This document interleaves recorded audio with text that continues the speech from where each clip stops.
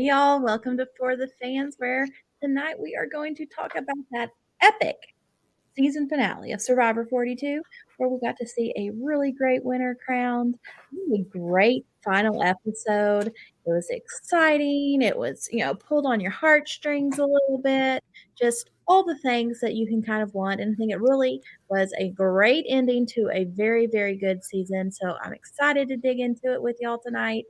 Sheldon, Kevin.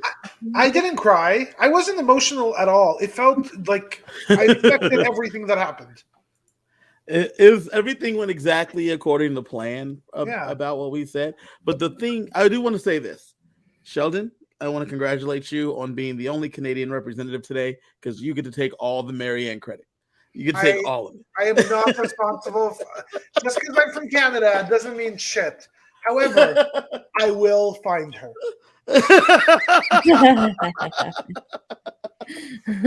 Oh man. I thought that it was a really, really great finale. Definitely don't think we should let any more Canadians play next year. They're out. They're not. Good. Because now do you think that's purposeful? Yes, they've won 66% of the seasons they've played on. Therefore, they should not play any longer. Yeah, that's how I see it. I see that as a let's give you guys a Survivor Canada, right? Let you guys do that, play for like $100,000, and just be. Can I ask you guys? I was thinking about this all day, and this has nothing to do with the details of the show, but it has to do with the show in general. So I'm going to ask it now. Yeah, I think there is some relationship between Erica's game and Maryanne's game in the sense that they were both the wolf in sheep's clothing. They were both underestimated. Their games were not seen. Is that a coincidence, or is this structural to the new game?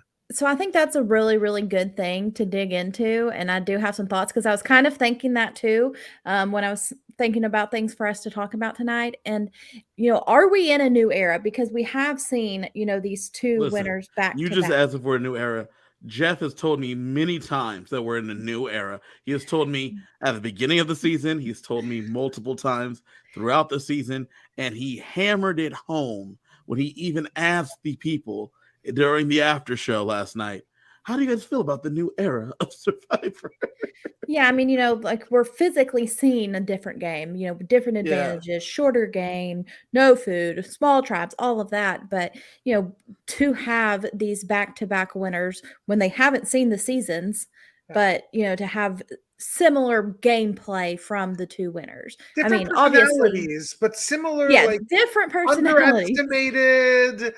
I don't know if they're really that similar because I feel like hey, Sheldon. There it is, y'all. Okay, just once a day.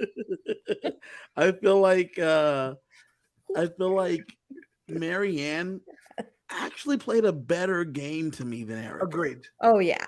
Right. Agreed. She actually did more moves. But I mean, Kevin, the perception of, maybe it's our perception as the audience, but I think the perception of the jury, it's this, both of them were sort of quiet. They were both doing things. Nobody completely understood. Somebody used the word elusive to describe Maryanne's game last night. And it was it wasn't this, I'm here, I'm going to try to make this big, nothing was flashy, nothing was showy. They were chipping away at the win round after round. And they both did it. Is this a structural thing? And I can't, and I was trying to figure it out today. I don't really have a good answer. I don't actually think it is. And I think it might just be a coincidence, but I'm not sure what the relationship is with changes and what's going on. Is there something intrinsically in the fact that there's, basically we've lost a third of the game? And is there something about okay, if they have a mindset of, I got to go. Wait, I want to get that out of your mind right now. Okay. That was one thing that people were saying was that I want longer. I want 39 days. Get the F out of here with that. Because the game mechanics are the same, right? But I'm saying, in their minds. What I'm getting at is we didn't lose a third of the game. But I disagree with you, Kevin, because I think that we didn't lose a third of the game in terms of the number of tribal councils, in terms of that. I agree. But you did lose time sitting at the beach, building relationships, being bored as hell. And maybe it's that time. So the maybe it's downtime, that yeah. maybe it's that downtime where in other seasons people actually would have caught on to what Erica and Maryanne were doing. Like maybe that's actually the difference. Right. And I mean, I was kind of thinking like, you had these two front runners in the past two seasons in Ricard and Omer, Yeah. and they get nipped right there. And is there something where maybe they don't go quite as hard as they do because they don't feel that pressure if they have a little bit more downtime, or it plays more into their hand of, okay, like, I just pulled off this big move. If I have that extra day, can I, mend fences? I don't know. That's why I think it's interesting to see if we continue to see more of this under the radar type player win a few seasons in a row, because I think we kind of go through eras of like, we have, big challenge beasts that win. Okay, well, that's the target. We got to get those people out. And now, somebody like Jonathan, Xander, they're not the targets that you typically would make them to be. Doesn't an under the radar person usually win? I'm sorry, what'd you say? No, I don't actually think so.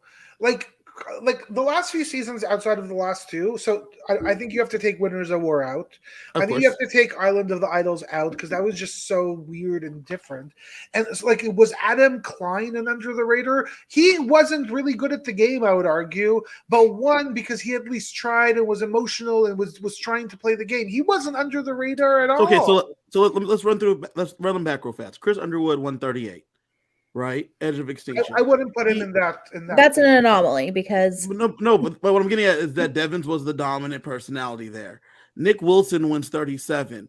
I would beg to differ that there were more dominant JB and personalities Christian. than Nick. Yes, Wendell wins Ghost Island. Wendell and Dom were the dominant personalities. Yes. Ben Driebergen wins. It probably should have been Chrissy, right? Yes. It probably should have been Chrissy. Sarah Ben Lucina won wins Game because Changers. of physical. Yes. Sarah Lucina wins Game Changers.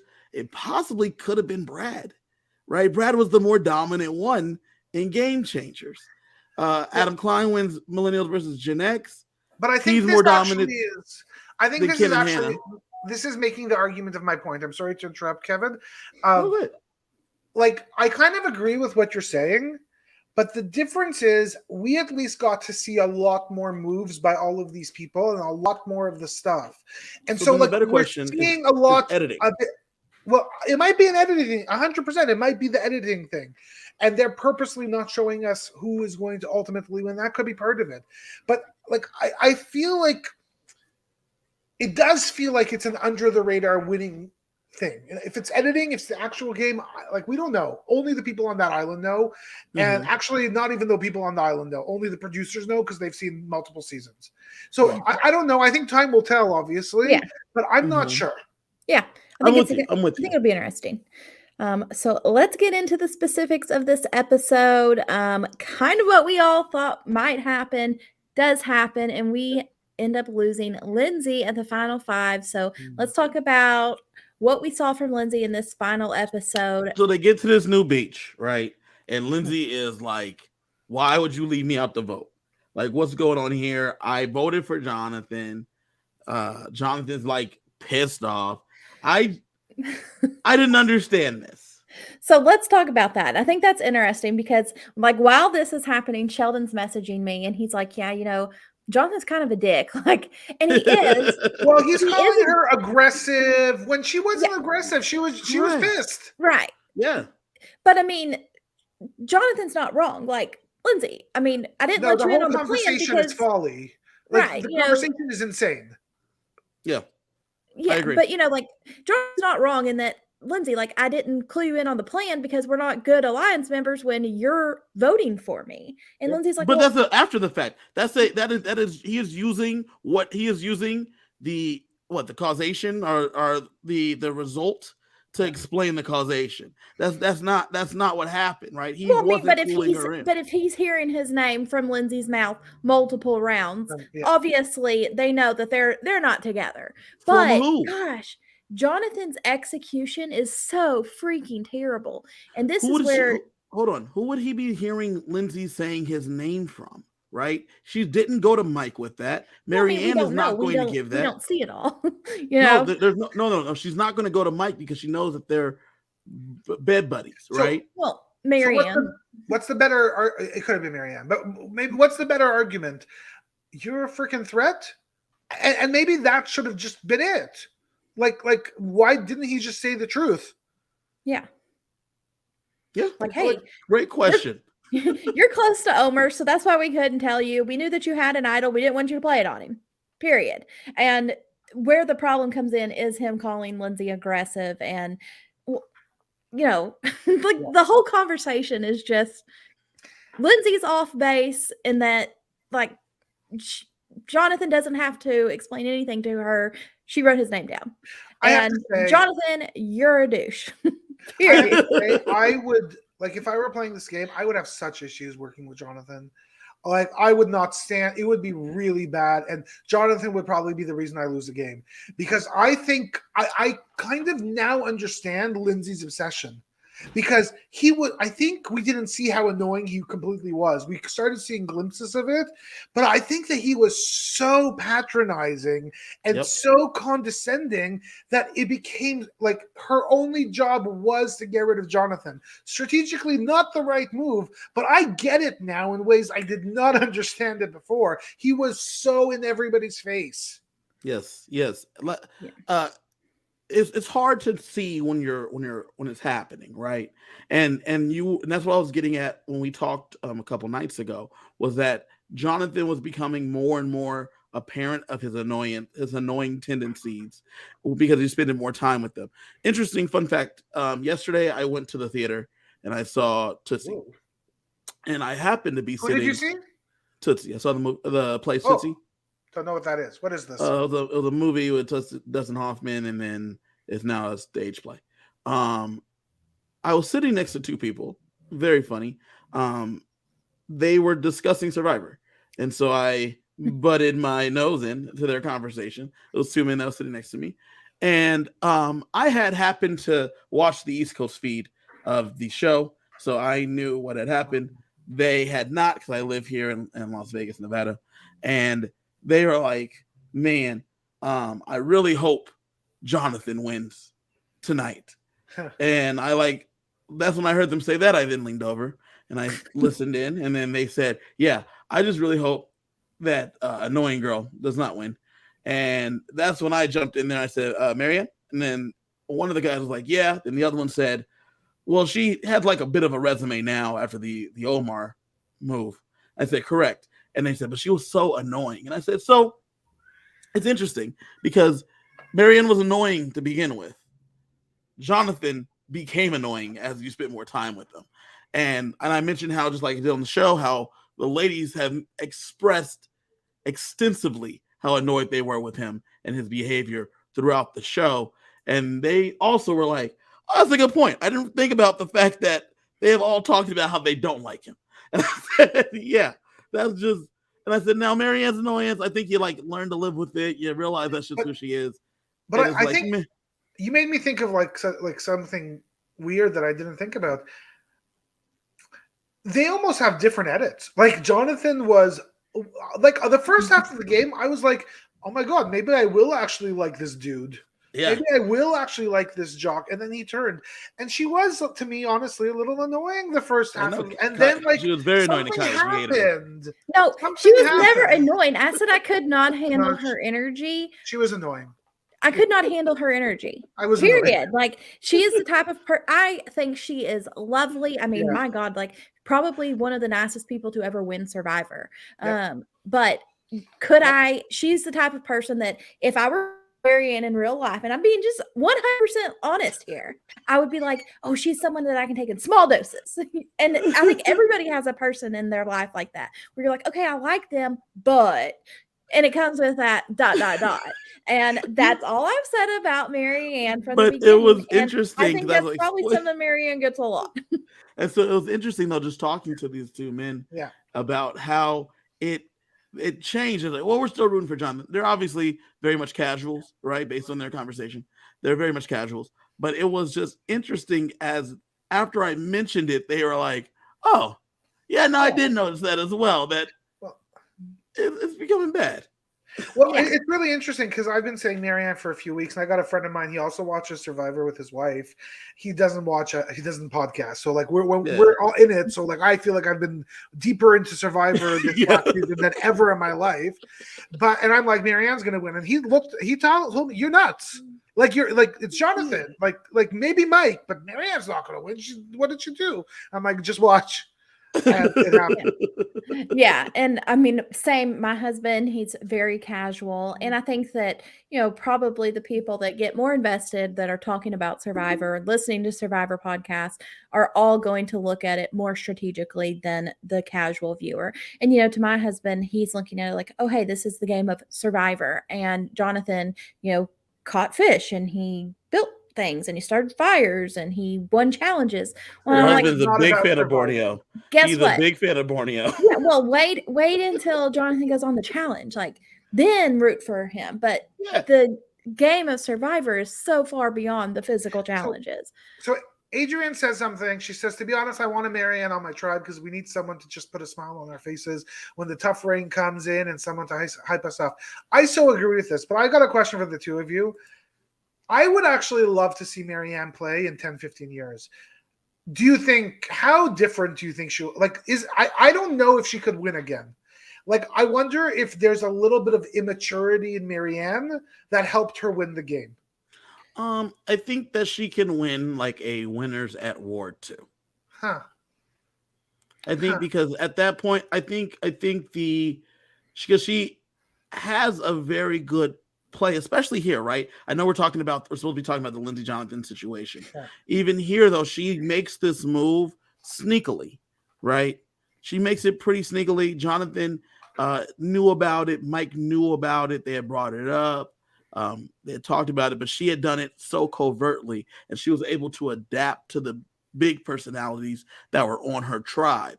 And I think in a regular season, she sticks out like a sore thumb, mainly because as a winner is something that you have to be aware of. But I think in a Winners at War 2, come season 80 or whatever, last season of the show, whatever year that is, I think in a Winners at War 2, she goes out there. At that point, she's 40? Early 40s. 20, she was 23 or 24. So she'd be 44. If we do it in 20 years, I don't think this thing is going to be on for 20 years, folks. I don't think so either. But let's say she does it in 10, right? Let's say she does it in 10. Let's say she does it in 10, right? Let's say they do it in 10. I think in that situation, then you get her being able to be sneaky and be low key and utilize that. So, Sheldon, the word that you used was, an immaturity, and I don't think that's quite the right word. I think it's more of an innocence, because I think she showed a lot of maturity in how she handled so many different things. And I think that, it's almost easy to overlook her because she's kind of pure, like she's just sweet little Maryanne that, she's a seminary student. She's a seminary student. Yeah. She says shizzle sticks and she loses her toenails. Like, it's easy to overlook somebody that is, Erica last season kept saying, like lamb to a lion or whatever she said. And I think if anybody is that's Maryanne, and that she was very much, like the sheep in wolf's clothing, to continue with the animal references. Very wolf in sheep's clothing. I'm just saying, a sheep in wolf's clothing is a sheep and is dead. But a wolf in sheep's clothing. Children, it's okay. Don't fight. Hey, listen, you got my point. But, she comes across very innocent, but deep down inside, she's a killer. Yeah.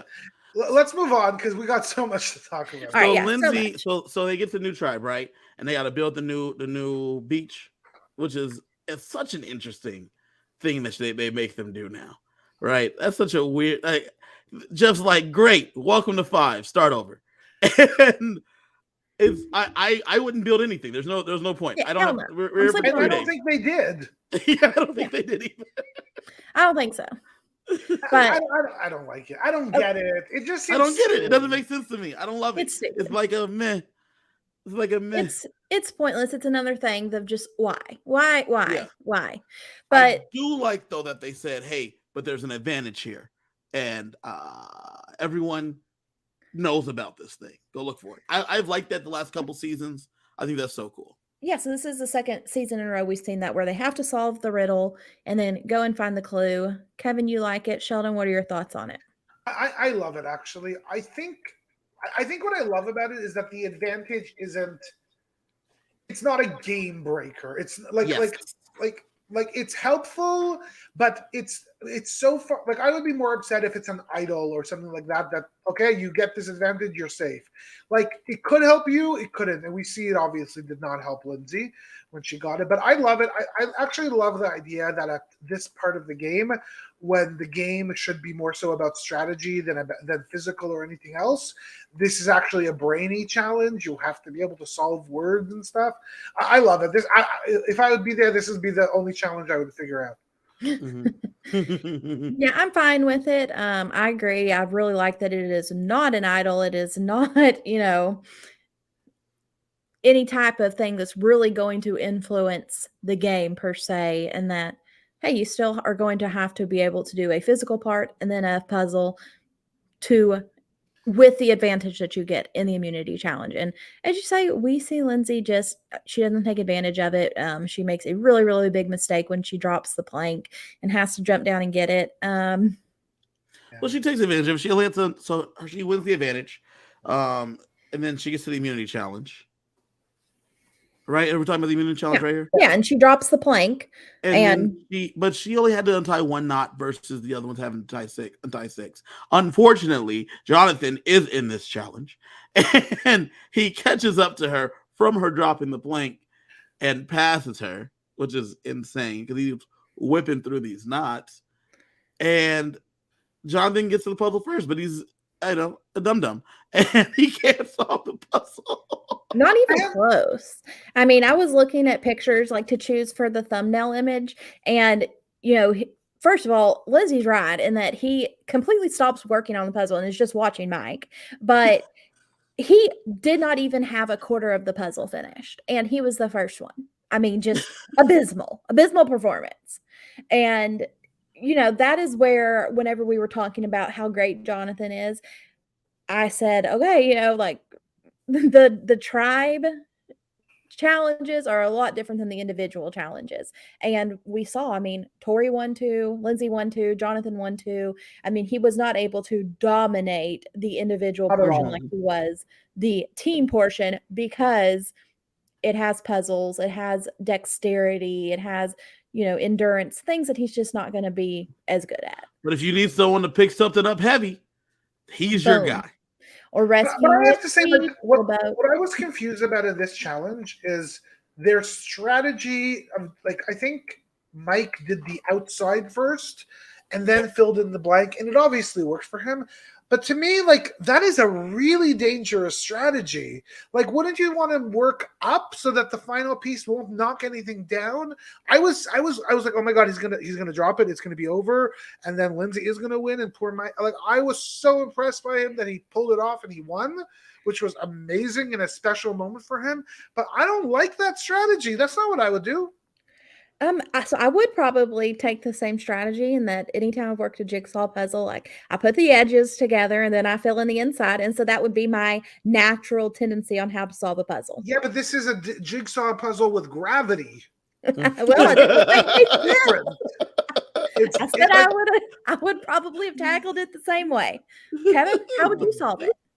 With Sheldon, this is a jigsaw puzzle with gravity. So you have to probably go from the bottom up, or try to figure it out. I don't know if you could, but try to figure it out on the ground or something. Like, try to figure it out mentally first. And I don't think we've ever seen, like, we've seen this type of puzzle before, and nobody ever does the full circle first.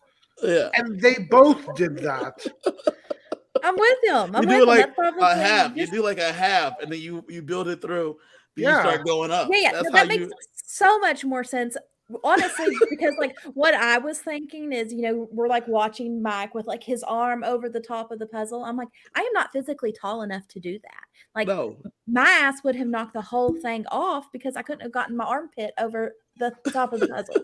So I would have gotten aggressive and like hit it, and then all of it would have fallen down. I don't know. But I Really have to say, impressive impressive. by Mike. Yeah, Like, impressive. I was very happy for him. I honestly was probably rooting for Mike a little bit over Maryanne in the whole shebang, and this was a good moment for him. I'm glad that he got it. So and you after saw it on this, his face, and it was sort of like, I got power finally. Yeah. it was refreshing. I did not like Jonathan here. Hey, yeah, stop doing the puzzle. Very happy for his boy. Listen, Kiley, I'm just gonna go to you. Tell me about your boy. Tell me about your boy here. Well, I would like to say that I jumped ship on him weeks ago. Okay, when the true Jonathan colors started coming out, I stopped standing. Okay, but no, I would never ever stop. Never. I mean, I would have, and if I were Lindsay, I would have put in that last damn puzzle piece just to say that I finished it. But yeah, no, don't love this from him. Don't love it from him, but whatever. Okay, let's move on from it. Back at the camp, we get them just, talking about, hey, what's the plan going to be? And immediately they want Lindsay to be the target. Lindsay knows she's the target, but the wrinkle is we have a couple idols in play. Which is so telling, right? Is that everyone has already discounted this Jonathan situation, right? And Yeah. Jonathan is the Xander that I was thinking that he might be like 3 weeks ago. I said they were like, we want Lindsay gone because she can beat us. They were trying to get rid of people that can beat them. And Jonathan wasn't at no point where they were like, oh no, Jonathan will be here for the final 4 immunity challenge. We need him to be gone. They're like, dude, Right. doesn't matter what happened with that dude. Yeah, nobody was worried about him. Pretty much a non-factor. We do get to see Mike taking Jonathan on don't his forget, rumor. we forgot to talk about this, but Romeo, as soon as they came back from the Omar Tribal Council, said, I got an idol. Yeah, that's right. and the thing is, I don't know if they believed them or not, but they were voting for him anyways. Maryanne said that in an exit interview that they were pretty sure it was fake, so they didn't really care. Yeah. Yeah, I think you really had 2 people that were just non-factors. And I think that in terms of their decision, I think the only decision that they had to make is if Maryanne was going to save Lindsay. And Robbie cannot be with us tonight, but he wanted us to bring up the fact that his favorite moment for Romeo in this finale is when Maryanne and Romeo are talking and he says, do we save Lindsay or not? And, Maryanne's asking Romeo, like, what do we do? And he says, with your mind, that we have to vote her out, but your heart wants her to stay. And we got to go with our minds, and we know what's best to do. Look, I thought last week the Omar was Maryanne's winning move.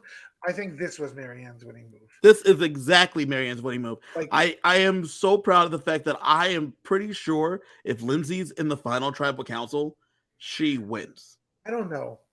Yeah, I don't know. I don't know if she does. But I think it would be tight. But we could maybe work through the numbers. But to me, this was the moment when Maryanne basically put on her big girl pants and said, you know what? Exactly what she said in the reunion. I'm here to actually not get to the end. I'm here to play the game and win. Yeah, I need to be able to earn. I deserve to win. And you know what? Robbie said that maybe she got a push from Romeo.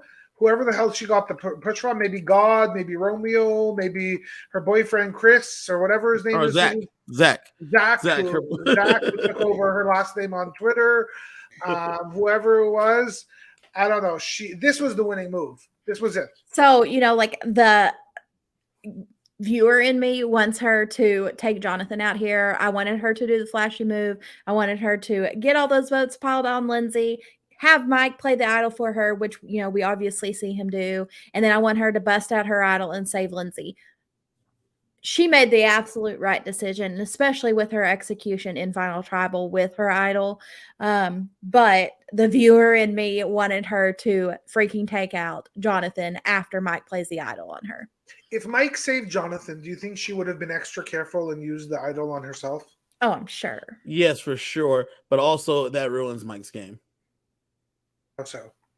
because Mike had promised Lindsay and promised Maryanne he was playing the idol on them, Apparently, and then he plays it on Jonathan. The crux of his whole argument was loyalty. Well, yeah, and but we knew that wasn't honesty. going to work, and we saw it didn't work. Right. And so I think he plays it on Maryanne because he still thinks honesty works. So he can't make in fact, we saw the scene where he asked Maryanne, could he play it on Jonathan?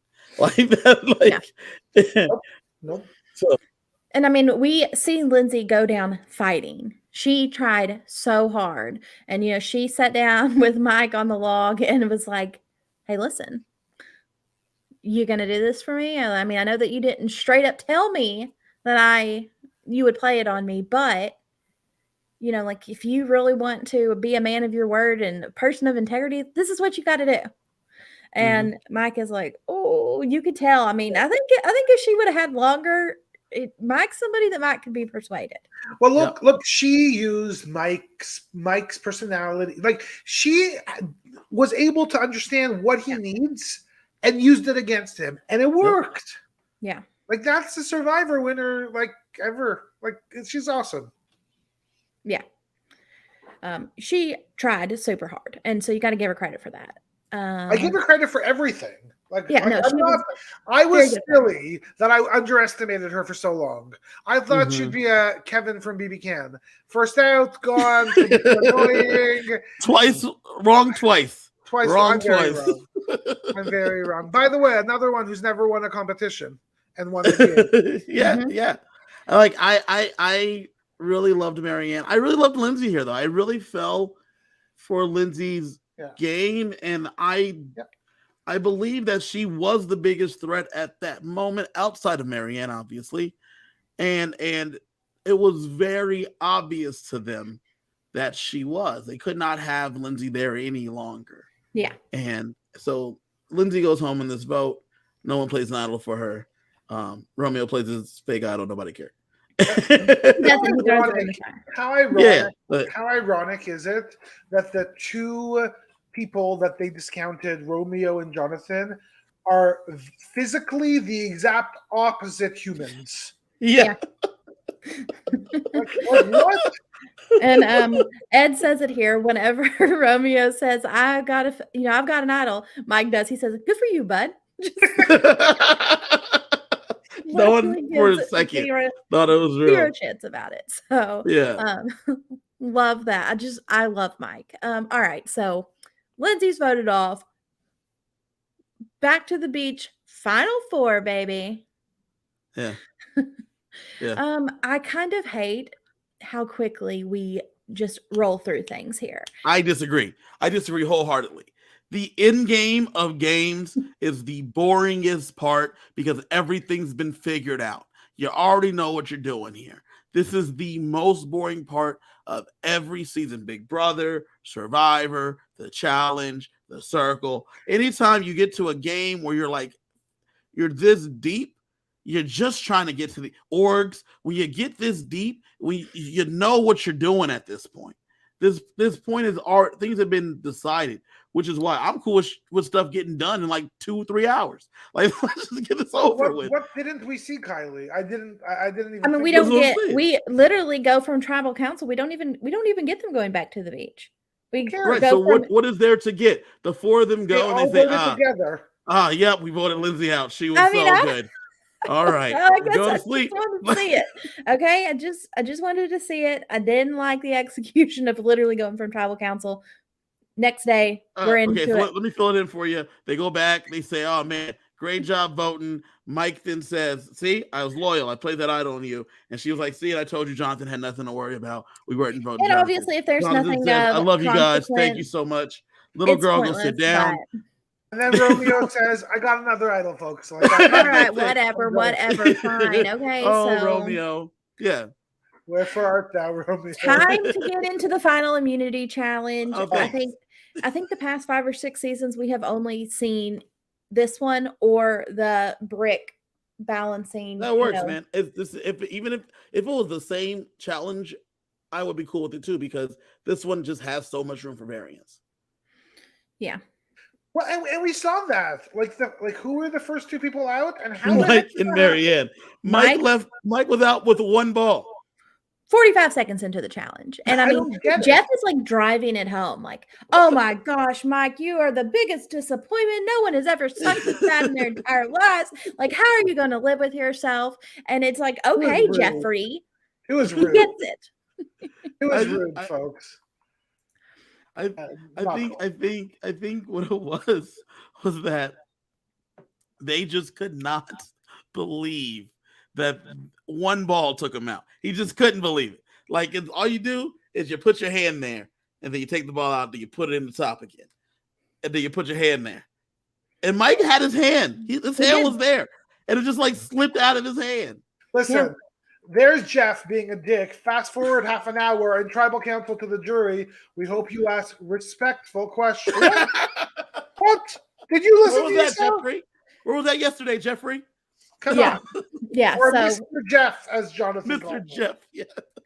And we see Maryanne go out pretty quickly after that. You know, she doesn't make it very long. She gets to the 2-ball phase, but then now we're in a battle, Romeo and Jonathan. And I'm like, okay, well, Jonathan's got this one in the bag. I mean, I did not think Jonathan was going to win this challenge. You did not think he would? I thought when it got to too many balls, he would forget which side the one was coming out. Well, it requires a little bit of brain power. I thought that this would be Maryanne's challenge, in truth. I did too early. I did early too. But that's like once you add the third ball, like since it's only switching between 1 and 2, you have to remember where the last one came out while you're watching them to make sure they're not paced too close together. They're coming quickly. And that's when I was like, Jonathan's not going to be able to. And he has this kind of cocky moment where he's like, oh God. And I was like, okay, this is it. He's not going to win. Whenever he did that, I was like, okay, he's going to lose. And there was the first time they added the third ball, there was this moment when it looked like Romeo didn't space it well. And I was like, oh no, Romeo, no. You'll be running at the and then what happened, Kiley? And then he caught the ball? I don't know. Then he won. Yeah, then he win the whole thing. The man won. Romeo. 95 pounds won. Yeah.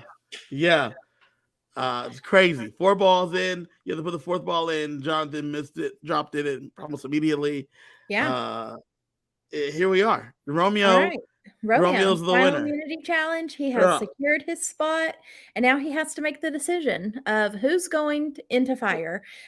Did y'all think that this was the decision he was going to make? That he would take Maryanne with him and send Mike and Jonathan into fire together? 100%. Yeah. Yep. Well, because jury management matters, right? But not just jury management, the way you treat people when you're out there.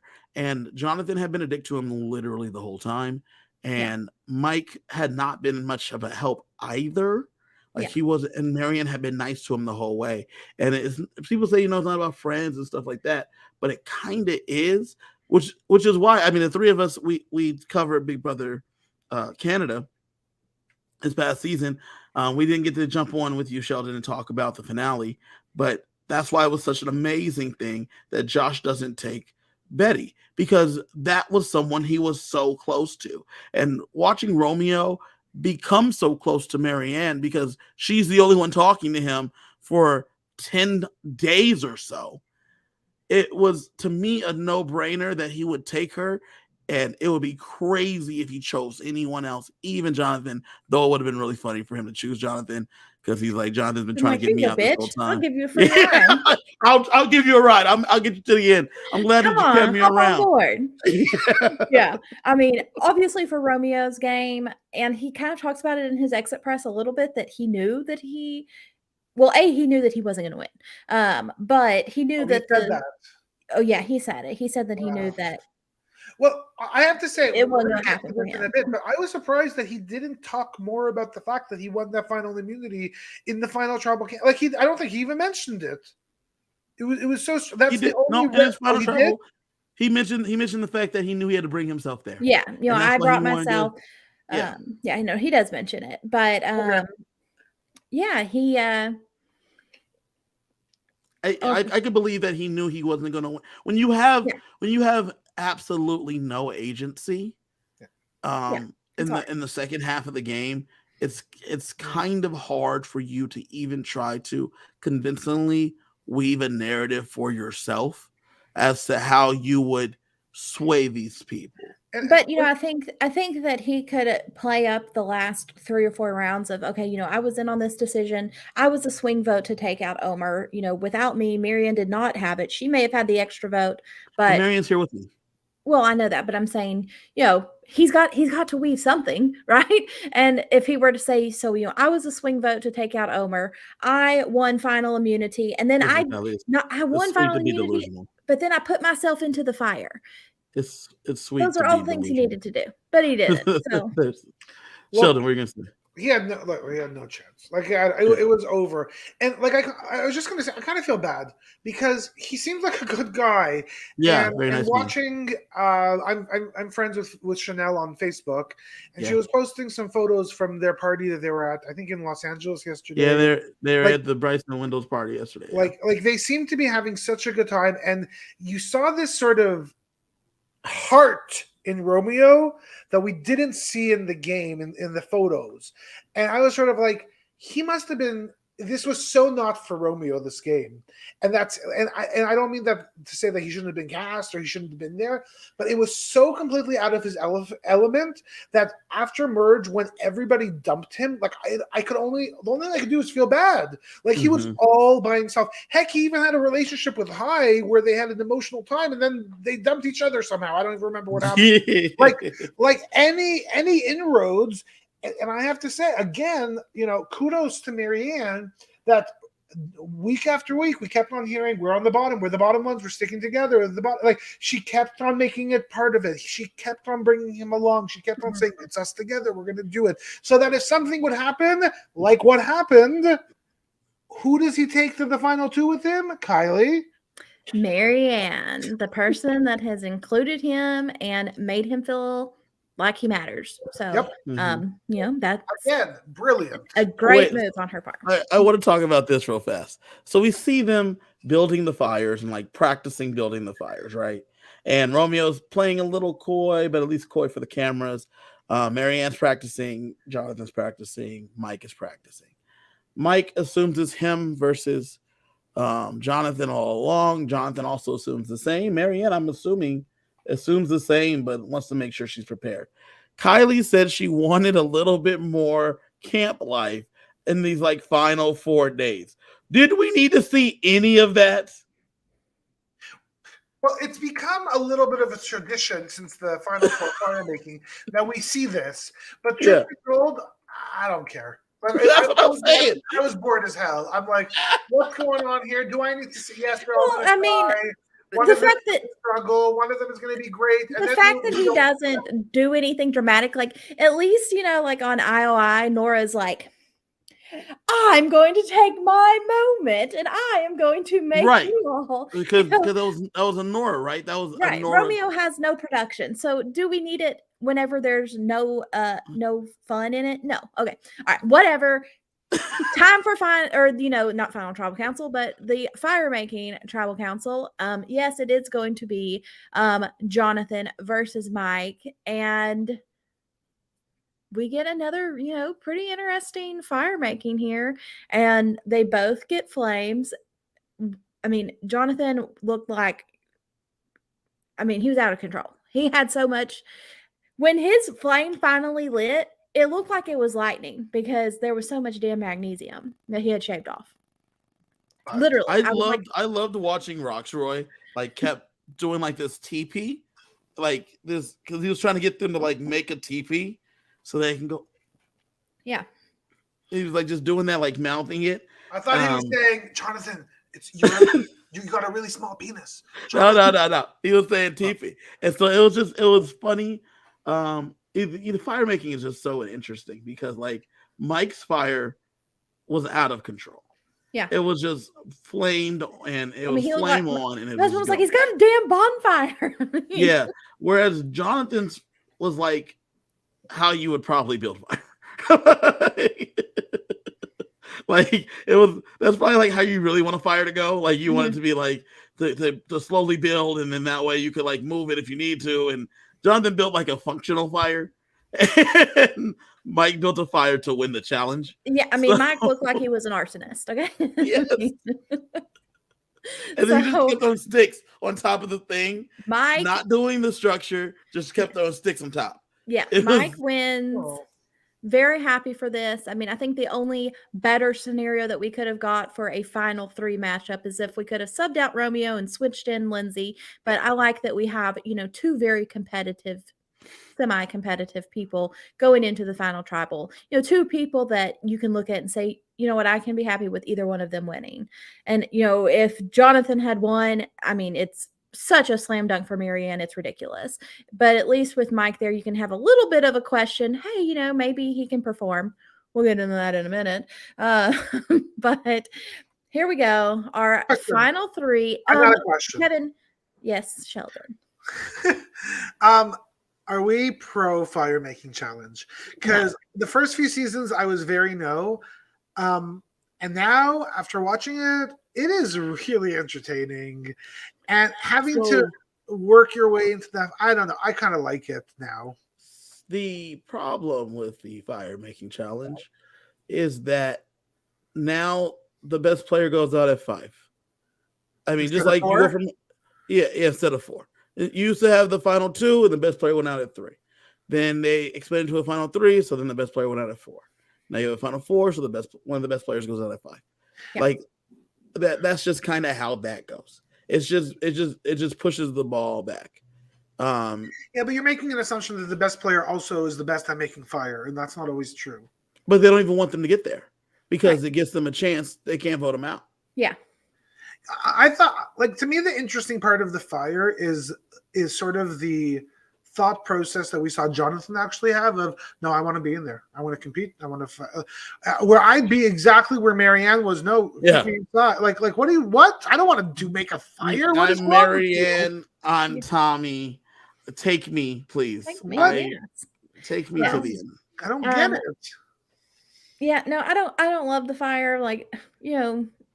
I think whenever I was listening to one of Rob's podcasts, he talked about there's really only 3 straight up rounds of Survivor after the merge because, the fake merge vote, and then you've got the 2 groups of 5, and then you've got do or die, and you've got fire making. So, I mean, you don't have just Survivor where you just go in and you just vote somebody off. You vote somebody out and just do the move. And you're kind of right. It kind of makes it rough, but it is what it is. It is what it is. Kevin, since you love it so much, any comments from their day 26 breakfast? Bro, the breakfast, no. But as they had, you start seeing the clips of Rocksroy. Then you see Hot. Then you see Chanel. Then you see Tori. Then they're you get each of the 3 talking about their thing, and then you get their confessionals about how they feel about these people and what they need to hear from them as they're going to pick a winner. When did they film these scenes? I loved this. Yes, they're out there. Loved this. I loved it. It was so good. Especially since we got no Ponderosa this season. Okay. But, I don't care. So I know you 2 watch Ponderosas. I don't watch any Ponderosas. But even with Ponderosas, I like that. I like it setting up going into Final Tribal that we're getting these thoughts. Love that. It's a new thing that they did this season. Would love to see that again next season. You guys in the chat, how did you guys like the new editing? Just drop it in the chat. Let us know. Because I thought it was so cool. Yeah, I love it. So to me, part of the mystery, I loved it too, but I always felt as though we never got the full story outside of facial expressions of what the jury actually feels about the game and what's going on and what they're observing at tribal councils through while they're. And to me, this is a little glimpse that helps us see exactly where they're at. And to me, that made Final Tribal Council even more exciting, especially because they set it up as. They weren't very clear, and it was purposeful in editing. They were we don't know. It could be anybody. We could vote for anybody. Well, obviously, they wouldn't have voted for Romeo. But the fact that they all basically said, you know what? If they convince me, I'll vote for them. Even worse, listening to it, I watched and I was like, Maryanne's not winning this game. Maryanne is not winning this game. based on everyone. I loved it because it took the thing that I was sure of. It took that away from me because I'm listening to these players. Basically, Treya says, what did Maryanne do? Yeah, I slept to her every day, and I have no idea. I was like, oh my gosh. By the way, Maryanne? another brilliant Drea night. She is such a genius casting. I love her so much. I can't wait to see her play again. Please, please, please. Yes. Drea's been All great. right, so let's dig into this final tribal council, and we get Omer kind of opening it up of, hey, you know, there's many aspects as to what is going to determine a winner. And let's see who brings it. And Tori kind of kicks it off, and she says that she wants to speak about the perception of others and whether or not it's accurate. And she goes through and she kind of says, like, hey, Mike, this was the perception. Maryanne. Well, Mike, Omer. you're like a loyal dude, Romeo. and you're like there for the people, and like you're honest, right? That's kind of like how I think of you, Maryanne. You're like the young person. You're just like trying to do what you got to do around here. And Romeo, you're kind of like there. Like that was no Romeo. You're a paranoid dude. Yeah, you're paranoid. That's like around and not really doing much. I love that they open. I hope that they crowdsourced this perception before they went in, so that way it was like an amalgamation of what everyone thought. And then I loved how Mike was like, yeah, that's pretty much it. That's pretty much I'm honest.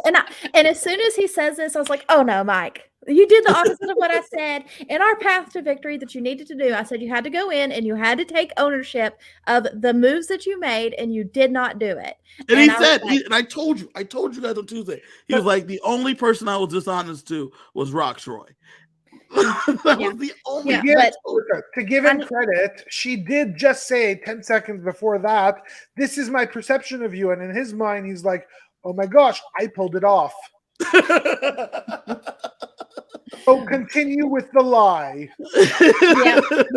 Keep going. So, yeah, you know, Romeo's like, well, hold on a second.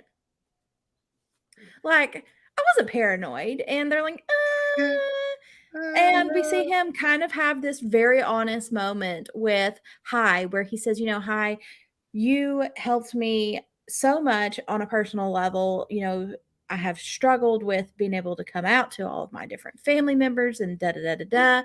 And, you know, I saw you grow closer to the person that I've worked with, and I was jealous. When he said that, I was like, that is the explanation as to why you disappeared at the merge. And this is a perfect explanation. I understand it. I don't fault you. I don't think you're going to get any votes, but I respect that because I was like, you were in such a good place. What happened? And you saying that you saw quickly that Drea and Hai connected, also not knowing, like you knew, I don't think he knew about the amulet. So at the time. So you don't even really know about this amulet thing, and you don't know that they have a basically pre-existing connection before you got to know Drea yourself. And so you immediately felt left out. And I thought that was so good that he was able to articulate that, because by doing that, it made it all known about where he was at. Yeah. And what probably is the most important from this is Maryanne says, yes, you know, I do come across as young and maybe a little bit that I wasn't taking the game seriously. And that's because I watched these people one by one that were younger and strategic and playing the game hard get taken out. And so I knew that if I continued on that path, that I was going to fall victim to the same thing that happened to them. And I was just killed it. I mean, so Maryanne, the craziest thing about Maryanne's whole tribal council was like an improv group. It was a yes and. And every time someone said something to her, she's like, yes, that is correct. And I did it because of this thing. So that was the only part of her. You guys, I completely disagree with y'all. That was the only thing she said during that tribal that I didn't buy. That seemed like it was like it was sort of she was putting the puzzle pieces together after she put the puzzle pieces together. Like to me, she didn't come out swinging and strategic. That's not what happened. All we saw the first really half of the game was, she was making relationships, but she was like not strategic at all. That didn't happen. So for her to then say, oh my gosh, all these young women were being taken out, or young people were being taken out because they were too strategic, that's bullshit. She wasn't strategic. That didn't happen. Okay. But see, that's the thing though, right? She was able to at least give examples that she thought of, so she sold it, because she was like, my boyfriend Zach got taken out. You guys took out Swati. You guys took, and these are just names, because she didn't play with Swati, so these are just names. But she went for you, Tori. Real, it's not true. But she sold it to him. Well, I don't actually think that this is when she sold it. We're about to get to where she sold it. But to me, if I would have been sitting in the jury there and I watched the same thing that we all watched at home, I would have been like, no, that you're trying to create a story that doesn't exist. Okay. I loved how next though, Mike's like, yeah, man, I was loyal except for the Rock Troy. I was loyal to everybody. I did the things I was supposed to do, and then Omar was like, 1 second, Mikey. Remember that time you like betrayed Drea? Remember that? Well, Drea was coming for me. Right. But you had already told me. I loved how you even did like an impression. Hey, Omar, I'm just trying to make her feel comfortable. Yeah, and so this is Mike being so defensive and just not what the jury wants to hear from him. So defensive. It's and so just, much so not what the jury wants to hear. Yeah. Chanel says, Mike, you're not telling us, you're not owning your own game. Right. Own your own game. Right. And I mean, I think after that point, he does have a little bit of a wake up, but I have to say that the jury did seem to me like they weren't there to destroy them. They were literally trying to have them all sell their own games. Tell me why I should vote for you. This is one of the first times. Almost like he wanted each of them to do their best. This is one of the first times I've ever seen them. I legitimately believe they had an idea of who they were going to vote for, but they weren't positive. And so they needed them to sell them on it. And then they're like, Mike, I was going to vote for you, but you just said you're honest and you're not. You're not. Yeah, and I think they genuinely wanted all three of them to do as well as they possibly could. And, almost like we're rooting for you, Yes. And so, all right, but moving on to the next phase, they got to talk about their physical game and what they did. And Sheldon, you want to take this for Maryanne? Is this where you think Maryanne really? No. This wasn't the moment, but I think it was right before this, because Maryanne, they asked her about what the move she's done, and she said her social game got her to take out Omar. Mm-hmm. And then that's when Jonathan's like, whoa, that was me and Mike. And she's like, yes, and that was a good idea by you guys, but I already had that idea myself. And then I proceeded to execute it, because I was thinking either 6 or 5. And you guys basically was like, we got to do a 5. So I said, cool, 6. That's what's going to happen. Yeah. Yep. That was great. I thought that was great. And Sheldon, was that the movie you're talking about? No, the move that I don't know if this was when it happened. It might have been after, but she went through and she basically said, I set myself up from the top 6 to win this game. That no matter what happens, if I'm in this form of people, this form of people, I am at the end and I can tell my story and how I control it. And then I bring out my idol and look at this, and I didn't even need to use it. And the parchment and everything, and they're like, oh my, and she sold it. She didn't just say here's my idol. She said the idol everyone was looking for. I was waiting for her to turn to Jeff and be like, Jeff, confirm this. Yeah. Tell them it's real. The idol everyone was looking for, the merge idol. When she whipped her idol out, I mean, the jury lost it. Was over. It was over. Like, and Mike saw, like, you saw Mike's eyes drop, because he's like, I just lost the game right now, because she's like, I got Mike to play it on me, and then I had this idol for myself that no one knew I even had, because I kept the one secret in this game that no one else had, because everyone else told everyone. I was the only one to keep this secret. And look, like, I think there are some people, like, if Romeo would have had an idol, a real idol, and kept it, the fact that he didn't play it wouldn't have been a plus for him. The fact that she was able to hold on, how many rounds? Post-merge, I think it was 1 or 2 votes, for how many rounds, and she didn't have to use it, and then it's here still in your pocket, and she's like, I didn't need to use it, but in fact, I got Mike to use it on me, and guess who's sitting beside me? Yeah. Yep. And guess who's gonna win? Well, and during this segment though is where we do get to see Mike say, "Oh, okay, maybe I didn't quite play with as much integrity as I thought I did." And I was like, "Oh God, Mike, that's what you needed to do from the beginning, but you didn't." It was so real the way he said it. Oh yeah, and it we was. did give him credit. The So problem sincere. is, I think he already discounted himself to such an extent. The fact that he came to that conclusion during the tribal council didn't matter anymore. He had to know what he was doing the entire time. And I think it wasn't that he discounted himself. I think he came in to build to sell himself on the blocks of honesty and integrity, and then they gave him all the reasons he didn't, and so his explanation he didn't have time to prepare. His notes were all boo boo at that point. So I think it's even worse than that, Kevin. I honestly think in his mind he thought he was being truthful.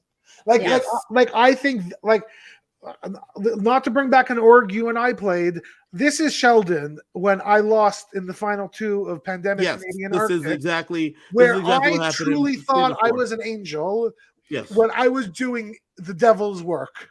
And I had no clue. And then it hit me in the face. The 2 worst final travel performances I've ever seen was Mike Tonight and Sheldon and Pandemic Season 4. Well, I mean, I do think Mike had some redeeming moments, but it was too little too late, especially when Maryanne had no missteps. I mean, none. Flawless. Yep. All right. She ate it up, left no crumbs. For Romeo's highlight, because I do feel like, we need to hit on it a little bit, but, he gets emotional. He talks about that, he just never got to play the game that he wanted to play because he was always playing from the bottom. He kind of had to do a little bit of self-preservation. But, he never gave up. Yep. And I thought that was good. I'm glad that he got to say that. I think he did as well as he could have. And I think his final travel was good too. I think he did as best as he could. It was not anything. He was not going to get any votes. It wasn't really, that was kind of it, right? It was. And then, I mean, Maryanne, once she mentions her secret idol, the game was over. Except for Jonathan, the physical, the emotional, the vocal reaction of it was over. It's done. Yeah. Go vote. And then at the end she even drives it in with like, Lindsay, I know that I could have saved you. And what the hardest thing for me to do in this whole game was to put my emotions aside, and especially that moment, Lindsay, like I know I could have saved you, but you were such a threat. I couldn't have you sitting here. And so, I had to make that choice to not play this idol on you. Yeah. And I didn't want to just set myself up as a chance to go to the end. I wanted to win. Well, not even on top of that, she said something more poignant, was that I didn't want to give myself an out on why I didn't win, because I didn't expect to win. Yeah. And I've done nothing but self-sabotage myself in the past. And I could have brought you Lindsay, and then I would have said, well, I didn't win because obviously Lindsay was there. But instead, I wanted to give myself the chance to win by then having just the best speech. And then if I lose and I get my heart broken, it is what it is. But I went out there and I did my best. And I thought that was such a poignant point because, like you said, it drove it home that she's not just the strategic person, she's a real person too. Mm-hmm. And the same thing I've been saying about her all season, even when Kyle was hating on her earlier in the season. I've got 2 middle fingers up below the screen. Y'all just can't tell. All right. So time to vote. And Jeff is good. Hold on. Let's back it up for 1 second, because there was one point I wanted to hit on. WTF was Jonathan wearing? Did he take a shower? Did he No, he just lives out there. The same thing. That's what I thought too. I thought this was the next day, but it was not. It was the same night, I guess. I don't know. WTF. Okay. Anyways, Jeff is going to go get the votes. Surprises them. We're reading them right here. Well, doesn't just surprise. Jonathan says, "Do we read them tonight?" Lindsay's like, "I thought you were serious." No, we're not reading them tonight. And then Jeff says, "Actually, we are. We're going to read these things tonight." So reading them, because it's a whole new era.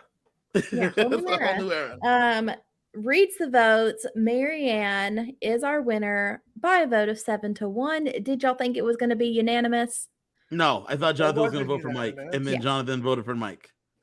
Was this not exactly the same vote count as Erica? It was because I think didn't Danny vote for Deshaun? Yeah, Danny voted for Deshaun. I mean, the person you would have thought would vote for Deshaun, which Deshaun I feel like was also not a bad option to win the game. I agree. Just like Mike was not a bad option, but the people that you expect to vote for them is the person that made it a not perfect sweep. Okay, so real fast. Maryanne plays the idol on Lindsay, saves Lindsay. Lindsay's in the final 3. Jonathan goes home at 5. Mike still loses at 4. Romeo still wins. Let's say that Lindsay beats Mike in fire. Who Lindsay, Maryanne, Romeo. Yeah. I still think that Maryanne has the 2 biggest moves of the game. She doesn't have the idol, the saving Lindsay with the saving the idol speech. She doesn't have that anymore. She doesn't have that, but she has Mike play the idol on her and then saves Lindsay. Like I think that's the same argument that Lindsay can make. Well, I got this one to save me. Yeah. Yeah. Like I don't know. I think it would be so close. Maybe I want to say Maryanne, but I don't know. I think at that point Lindsay wins, and the reason I say that is because they came in they asked in the after show how many were voting for Mike, and 5 people raised their hand. And so Mike had won it until she brought that idol. If she uses that idol ahead of time, she doesn't have that wow moment right there. Yeah. And it looks like Lindsay convinced her to play it on her because of their closeness, their social game. Yeah. And Lindsay obviously beats them out in physical because it's Romeo and Maryanne. And the social game, she obviously had enough social cachet to get Maryanne to play the idol on her, which is why in our rankings, that's why I had Lindsay second if Maryanne wasn't there. So, Who it was Drea that said to somebody, "I'm only voting based on strategy," right? Yeah. I loved when Drea said that because I don't care about physical weight. I don't care about any of that. To me, Survivor at its best is a strategic game. Yeah. And I was like so happy when Drea said that. That was great. I have a question for y'all. We saw our second right after the winning, right after they revealed the winner. We saw our after reunion after show right there and then. Do y'all still hate it like I did? So I did not hate this one. And the reason I did not hate honestly this one. tuned out. I did not hate this one. And I'll tell you why, Sheldon. Because when you watch the last one, Deshaun is in shock that he didn't win, as is Xander. Right? But Xander, I think, is more in shock that he didn't get any votes because they thought that they played a better game. And so them watching it happen live and then you having to sit there and sit in the next hour or hour and a half, or they sat there and had to stew and what happened was really disgusting. Whereas last night, Mike was more focused on eating pizza, so that was fine. And Romeo knew, like we all said, Romeo seemed to go in knowing that he was not going to win. So there was the things that I want from the finale, you just can't get in the immediate aftermath. And I just, listened to it in passing, wasn't, so excited to get to see them and hear what their thoughts were. I mean, so much of it it's honestly like a recap of, oh, hey, Lindsay, hi, Drea, tell us about the amulet. Well, we've been watching it for 12 weeks, Jeff. We don't care about it. Like, you know what I mean? They haven't gotten to see it. They didn't get to see, Drea rubbing everything on High's chest, but we've gotten to see that multiple times. And apparently, not even the producers have, because they apparently hadn't watched 41 yet. So. Right. So just, I know that this is what they're saying they're going to keep doing for a while, but I want, even if they do the reunion a little bit there and then they have a smaller one later over Zoom, I don't care. Give us something. Bro, by them not doing it like that, you were able to have Lindsay have her own watch party in New Jersey. You were able to have Tori, Chanel, all the rest of them over in LA at the Sheldon. You're muted, Sheldon. You're able to have Maryanne be with Zach. Or they can be on national television in front of 10 million people and have a big ass party there, and Survivor's being cheap. Survivor's lowering the amount of days that they have to have production out there. They don't want to rent a hallway. They don't want to Listen, fly all Hey, these but you people know around. what? In the big scheme I of didn't things, realize. if lowering the budget gives us more on, seasons of folks. Survivor, I will take the reunion in Fiji. So here's Keep my it on problem. screen. So fine if that's what I have to deal with, I will. It's not like I have a choice or a say. Jeff didn't call me, but I have to say the reason why I don't like it is I was shocked at how little Erica spoke in the last reunion, and I was so shocked at how little Maryanne spoke. And the truth is, we did not actually get to see their actual thoughts because they had no idea what just happened. Right. So they were in such shock.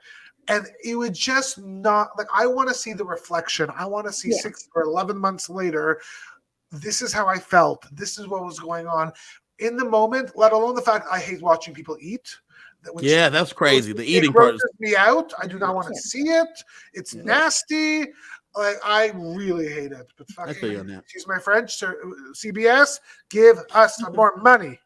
All right. So wrapping it up, Kevin, where do you rank the season? Where do you rank the winner? Jeez. 42. I liked it more than 41.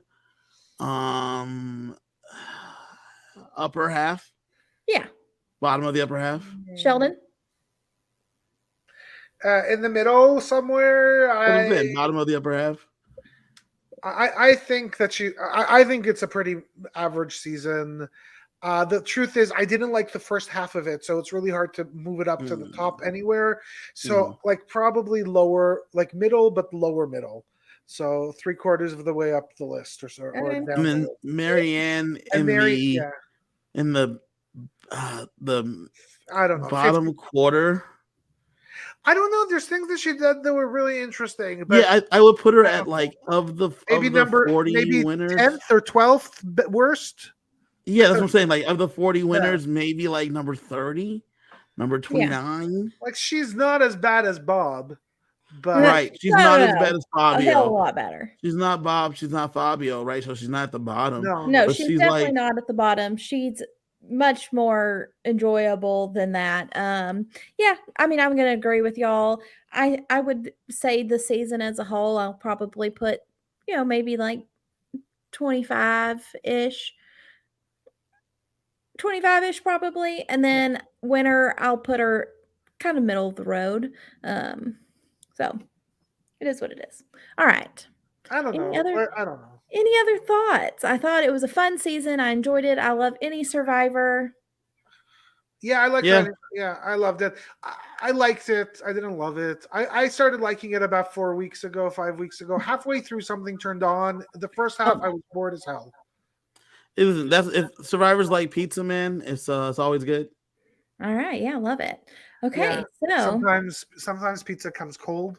Sometimes pizza has pineapples on it, and not everybody likes that.